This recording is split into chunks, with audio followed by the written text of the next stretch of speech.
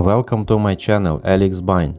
Ford has officially announced the most payload version of its mid-size pickup truck Ranger, which will receive the traditional for Ford prefix Super Duty. Information about powertrains is not yet confirmed, but it is expected that the novelty will be equipped with a biturbo V6 3.0 from the Raptor version. On the later engine develops 397 horsepower. There is also a possibility of installing a larger 3.5-liter engine from the older F-150 pickup.